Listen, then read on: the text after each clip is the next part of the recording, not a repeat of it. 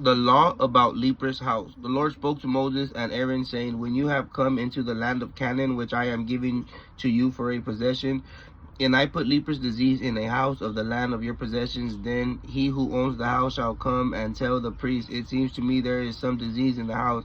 Then the priest shall command that they empty the house before the priest goes into it for examination, to examine the disease, so that all in the house is not made unclear. Afterwards the priest shall go into exterminate the house. He shall examine the disease to see if the disease is in the walls of the house with greenish or reddish spots which appear to go deeper than the wall. Then the priest shall go out the door of the house and close off the house 7 days. The priest shall return on the seventh day and shall examine to see if the disease has spread in the walls of the house. Then the priest shall command that they take away the stones in which the disease appears, and throw them into an unclean place outside the city.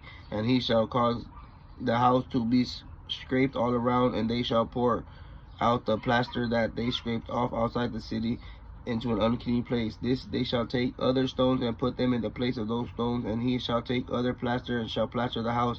If the disease comes again and breaks out in the house after he has taken away the stones, and after he has scraped the house, and after it is plastered, then the priest shall come and examine to see if the disease has spread it in the house. If the disease has spread it in the house, it is a priest's leprosy in the house. The house is unclean. He shall break down the house, the stones, and the timber, and the plaster of the house. He shall carry them out of the city into an unclean place. Moreover, he who goes into the house while it is closed off shall be unclean until the evening. And he who sleeps in the house shall wash his clothes, and he who eats in the house shall wash his clothes.